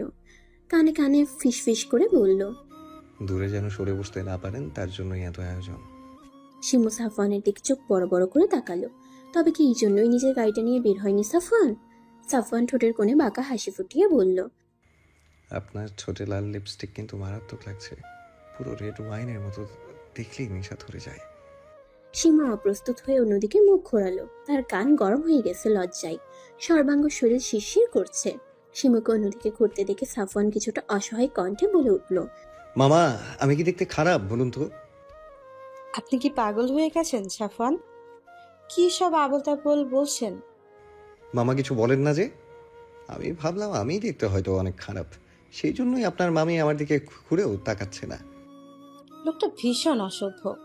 হঠাৎ নিরামিষ থেকে আমিষ হয়ে গেলে কি করে আল্লাহ জানেন। লজ্জাশরম একেবারে বিকিয়ে দিয়ে এসেছেন মনে হচ্ছে। রোজ আকাশে সূর্য উঠতে দেখি, আবার সন্ধ্যে সূর্যকে অস্ত যেতেও দেখি। এই দেখাদেখির মাঝে আমাদের জীবন থেকে অনেকটা সময় চলে যায়। জীবনের এই উত্থান পতনের শেকলে আমরা সবাই জড়িয়ে। দেখতে দেখতে অনিকা আর আমানের বিয়ের দিন চলে এসেছে। বেশ জমকালো আয়োজনে সাফওয়ানদের বাসার ছাদে গায়ে হলুদের অনুষ্ঠান আয়োজন করা হয়েছে। শিমু আর অনিকার কাজিনসরা অনিকাকে গায়ে হলুদের জন্য প্রস্তুত করেছিল। মাঝে মধ্যে দু একটা দুষ্টুমিও করছে। অনিকার গাল বারবার রাঙা হয়ে যাচ্ছে তাতে। শিমু অনিকার গাল টেনে দিয়ে বলল, ননদি, তোমাকে ভীষণ সুন্দর লাগছে। আমান ভাই তোমাকে দেখলে অজ্ঞানী হয়ে যাবে। হয়েছে, আর লজ্জা পেও না। ওদিকে কি করছো তুমি? শাড়ি নিচ্ছি, এখন ফ্রেশ হওয়ার প্রয়োজন। আনিকাকে মেহেদি দেওয়া হচ্ছে। মেহেদি শুকালে ওকে গোসলে নিয়ে যেতে হবে। সেই পর্যন্ত আমি ভাবছি ফ্রেশ হয়নি। আমার থেকে এত পালাই পালাই করো কেন? এইসব আপনি টাপনিতে আমার রোমান্টিক ফিল আসে না। পরের বউ মনে হয়। নিজের বউকে তুমি বলতে ভীষণ শান্তি, বুঝলা? দূরে থাকুন। বউয়ের থেকে আমি আর দূরে থাকতে পারছি না। এটা পরে নাও, অনেক খোঁজাখুঁজির পর এটা পছন্দ হয়েছে আমার। শিমু সাফওয়ানের সাথে আর ভালো মন্দ কথা বলল না, এই ভয়ে লোকটা যদি আবার ঠোটকাটা কথা বলে ফেলে। অতি দ্রুত শপিং ব্যাগটা নিয়ে ওয়াশরুমে চলে গেল। সাফওয়ান সেদিকে তাকিয়ে অসহায় কণ্ঠে বলে উঠল, বউকে পটানোর থেকে মশারি টানানো সহজ। এগুলো কি করছিস তুই? তুই দিন দিন মেয়েদের স্বভাবের হয়ে যাচ্ছিস। এত ড্রেস কেউ একসাথে নামায়? ইডিয়েট! তুই কি বড় হবি না? হয়েছে, আর আফসোস করিস না। আমি আমি অফ হোয়াইট রঙের একটা পাঞ্জাবি পরি, আর তুই গাঢ় খয়েরি রঙের পাঞ্জাবিটা পরবি। ওকে, দ্রুত বের হবি কিন্তু। শিমু বাথরুম থেকে বের হয়ে এসে বিছানায় শাড়িটা মেলে ধরল। অফ হোয়াইট রঙের একটা শাড়ি, আর মাঝে সুতোর কাজের হলুদ টকটকে ফুল, আর ব্লাউজটা শাড়ির সাথে ম্যাচিং করে হাতা দিয়ে বানানো হয়েছে। শিমু সাফওয়ানের রুচির প্রশংসা না করে পারল না। ভীষণ সুন্দর একটা শাড়ি এটা। সাফওয়ানের এই হুটহাট সারপ্রাইজ দেওয়ার অভ্যাস ভীষণ ভালো লাগে ওর। চুল দ্রুত হেয়ার ড্রায়ার দ্বারা শুকিয়ে হাত খোপা করে নিল। শাড়িটা সুন্দর করে পরা শেষে আয়নার সামনে নিজেকে ঘুরে ঘুরে দেখতে লাগলো। এর মাঝেই সাফওয়ান আবার রুমে প্রবেশ করলো। শিমু শাড়ি গায়ে পরে বোকার মতো দাঁড়িয়ে আছে, কি করবে বুঝতে পারছে না। সুতি শাড়ি হওয়ার জন্য শিমু একা হাতে সেগুলো ঠিক করতে পারছে না। সাফওয়ান ধীর পায়ে হেঁটে গিয়ে শিমুর পায়ের কাছে বসলো। শিমু সাফওয়ানকে দেখে একটু দূরে সরে যেতে চাইলো। সাফওয়ান চোখের ইশারায় চুপ করে দাঁড়াতে বলল। তারপর খুবই সন্তর্পণে নিজের স্ত্রীর কুচিগুলো ঠিক করতে লাগলো। তারপর উঠে গিয়ে আঁচলের কুচিটা করে দিয়ে সেফটিপিনের সাহায্যে আটকে দিল। শিমুকে ঘুরিয়ে দেখলো কয়েকবার, তারপর মেকআপ বক্স থেকে হালকা গোলাপি কালার লিপস্টিক নিচে শিমুকে ঠোঁটে পরিয়ে দিল। চোখে হালকা কাজলও দিয়ে দিল। চুলের কাটিটা খুলে চুলের বাঁধন মুক্ত করে দিল। পিঠ জুড়ে এক ঝাঁক কালো কেশ ছড়িয়ে ছিটিয়ে পড়ল। সাফওয়ান সেগুলোকে সুন্দর করে আশ্রয় খোলা রেখে দিল। স্ত্রীর দিকে মুগ্ধ চোখে তাকিয়ে রইল কিছুক্ষণ, অতঃপর মাথা আঁচল দ্বারা ঢেকে দিল। তোমার এই সুন্দর কেশ দেখার অধিকার শুধু আমার আছে, অন্য কারো না। শিমু তার প্রিয় সুদর্শন পুরুষের কথা শুনে মুগ্ধ হলো। তার প্রিয় পুরুষটা কত যত্নশীল আর দায়িত্ববান স্ত্রীর প্রতি, আর কত নিখাত ভালোবাসা। এই পুরুষটার শরীর ছোঁয়ার আগে তার মন ছুঁয়ে দিয়েছে। কজন পুরুষ পারে নিজের স্ত্রীকে এরকম করে ভালোবাসতে? আজকে তার নিজেকে ভাগ্যবতী মনে হচ্ছে। স্বামী স্ত্রীর পবিত্র ভালোবাসা শুধু শারীরিক চাহিদাই সীমাবদ্ধ থাকে না, এটা দুজন মানুষের সার্বিক প্রয়োজনের পরিপূরক হিসেবে কাজ করে।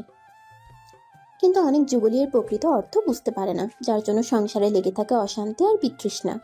শিমুর মনে হলো তার সুদর্শন পুরুষটাকে বেশি সুদর্শন লাগছে। তার মনে ভয় হচ্ছে যদি অন্য কেউ তার পুরুষটির দিকে নজর দেয়। আপনি একটু নিচু হবেন সাফওয়ান। সাফওয়ান বউয়ের এক কথায় নিচু হয়ে দাঁড়ায়। শিমু তিনকুল পরে সাফওয়ানকে ফু দেয়। সাফওয়ান শিমুর কাণ্ড দেখে অবাক হয়ে প্রশ্ন করলো, তুমি আমাকে ফু দিচ্ছ কেন? যেন কারো বদনজর না লাগে। সাফওয়ান মুখের কোণে বাঁকা হাসি ঝুলিয়ে বলে। সে তো আমার উপর তোমার কবেই লেগে গেছে। শিমু মেঘির রাগ দেখিয়ে চলে যেতে চায়, কিন্তু সাফওয়ান যেতে দেয় না। নিজের স্ত্রীকে নিজের দিকে ঘোরায়। প্রথমবারের মতো নিজ স্ত্রীর ঠোঁট উষ্ণ স্পর্শ করায় কেঁপে ওঠে শিমুর সমস্ত শরীর।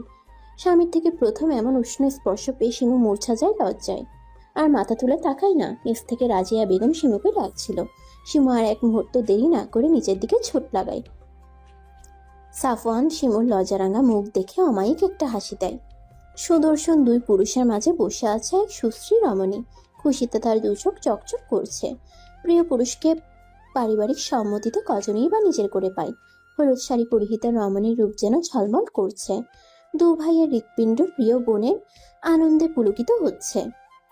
সারাদিনের ধকলে শিমু ভীষণ ক্লান্ত, শরীর আর তার সায় দিচ্ছে না। পরনের শাড়ি এলোমেলো হয়ে গেছে, এখন ওর একবার শাওয়ার নেওয়া প্রয়োজন। শিমু দ্রুত নিজের পোশাক নিয়ে ওয়াশরুমে চলে গেল। সাফওয়ানও ক্লান্ত হয়ে নিজের কক্ষে প্রবেশ করলো, কিন্তু ঘরে নিজের স্ত্রীকে না দেখতে পেয়ে হতাশ হলো। প্রায় 30 মিনিট পর শাওয়ার শেষে শিমু বের হলো, পরনে ঢিলে ঢালা সাদা রঙের কামিজ। সাফওয়ান শিমুকে দেখে মুখ একটু গোমড়া করে বলল, আমরা চাইলে কিন্তু একসাথে শাওয়ার নিতে পারতাম। মুহূর্তেই শিমুর লজ্জায় কান গরম হয়ে গেল। কাছে এসে সাফওয়ানের সামনে কোমরে হাত রেখে দাঁড়ালো। আপনি কিন্তু দিন দিন দুষ্টু হয়ে যাচ্ছেন। সাফওয়ান শিমুর কোমরে রাখা হাতটা টেনে নিজের কোলে বসিয়ে নিল। দু হাত গলিয়ে কোমরে হাত রাখলো, ভারে নাক বসতে লাগলো। শিমু ছোটার চেষ্টা করতে চাইলে সাফওয়ান শিমুর কানের লতিতে আলতো করে কামড় বসিয়ে দিল। শিমু লজ্জায় লাল নীল হলো বারবার। অতঃপর সাফওয়ানের অত্যাচার সহ্য করতে না পেরে শিমু সাফওয়ানের হাতে চিমটে কেটে দেয়। সাফওয়ান আহ শব্দ করে শিমুকে ছেড়ে দেয়। শিমু খিলখিলিয়ে হেসে ওঠে। সাফওয়ান শিমুর হাতের দিকে লক্ষ্য করে দেখে শিমুর হাতে মেহেদি লাগিয়েছে। সাফওয়ান শিমুর দিকে এগোতে চাইলে শিমু সাফওয়ানের দিকে বালিশ ছুঁড়ে মারে। আর এগোবেন না, আমি ক্লান্ত, আমার ঘুমের প্রয়োজন। সাফওয়ান শিমুকে উদ্দেশ্য করে চোখ টিপ দেয়, মুখে বাঁকা হাসি ঝুলিয়ে বলল, এ কদিন দূরে থাকো, সমস্যা নেই। আর 5 দিন, তারপর তোমার এই পালাই লজ্জা সব ভেঙে দিব, প্রমিস। শিমুকে সাফওয়ান একটি লাল শাড়ি উপহার দিয়ে বলেছে এটা পরে আজ রাতে তার জন্য তৈরি থাকতে। সাফওয়ানের ইশারা শিমু ঠিকই বুঝতে পেরেছে। শাড়িটা একদম ফিনফিনে পাতলা, পরলে শরীরের অনেক অংশ দৃশ্যমান হবে। যদিও শিমুর কাছে সাফওয়ানের এটা দ্বিতীয় আবদার। আজও প্রথম দিনের কথা মনে পড়লে তার শরীর ক্ষণে ক্ষণে শিউরে ওঠে। লজ্জায় আড়ষ্ট হয়ে যায় ওর সমস্ত শরীর। সাফওয়ান ওর লজ্জা দেখে নাকের মাথায় কামড় দিয়ে বলে, বলো তো বউ, তোমার লজ্জা আমি কবে ভাঙাতে পারবো? সে কথা শুনে শিমু আরো বেশি লজ্জায় নুয়ে যায়। রাজিয়া বেগমের সাথে তার সম্পর্কটা এখন স্বাভাবিক। সাধারণ দাদি শাশুড়িদের সাথে নাতি বউয়ের সম্পর্ক যেমন হয়, মাঝে মধ্যে সে জিজ্ঞেস করে নতুন অতিথি আসবে কবে। দুঃখগুলো শিমুর এখন কোথায় যেন মিলিয়ে গেছে। প্রত্যেকের ভালোবাসা পেয়ে এখন তার নিজেকে ভীষণ সুখী মনে হয়। শিমু একটা জিনিস গভীরভাবে অনুভব করছে, পৃথিবীতে একটি মেয়েকে তার স্বামী যদি প্রকৃত ভালোবাসে তাহলে কোনো দুঃখই সেই মেয়েটাকে স্পর্শ করতে পারে না। রাত নেমে গেছে আকাশ জুড়ে। সাফওয়ানের পছন্দ মতো শিমু নিজেকে সাজিয়েছে, চুলগুলো ছড়িয়ে ছিটিয়ে দিয়েছে পুরো পিঠ ছুঁড়ে। সাফওয়ান আর শিমু দাঁড়িয়ে আছে ব্যালকনিতে। সাফওয়ান অতি সন্তর্পণে নিজ স্ত্রীর কোমরে হাত রাখলো। শিমুর কাছে যদিও এটা প্রথমবার নয়, কিন্তু তবুও তার শরীর শিউরে উঠল। সাফওয়ান আর শিমু চাঁদের আলোয় দাঁড়িয়ে কিছুক্ষণ চন্দ্র বিলাস করলো। সাফওয়ান অবশেষে পেরেছে তার প্রেয়সীকে প্রেম পুকুরে ডুবিয়ে মাতাল করে দিতে, অভিমানী প্রেয়সীর অভিমান ভেঙে দিয়ে আপন করে নিতে।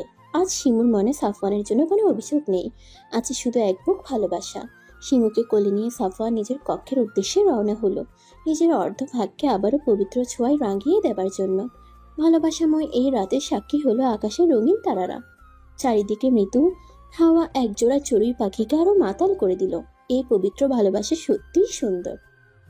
আমি আপনার সাথে বৃদ্ধ হতে চাই সাফওয়ান, আপনাকে ভালোবেসে আপনার প্রেম পুকুরে ডুবে যেতে চাই। শুধু এইটুকু পেলেই আমার, আর কিছুই চাই না। আমি তোমার প্রেম পুকুরে ডুবে নিজের অস্তিত্ব সংকটে ফেলেছি। এমন সংকটে আমি বারবার পড়তে চাই। তোমার প্রেমের পুকুরে আমি এক সাধারণ মাঝি হয়ে বাঁচতে চাই। আমি তোমাকে ভালোবেসে জান্নাতে যেতে চাই। আমি আপনাকে এপার ওপার দুপারেই পেতে চাই।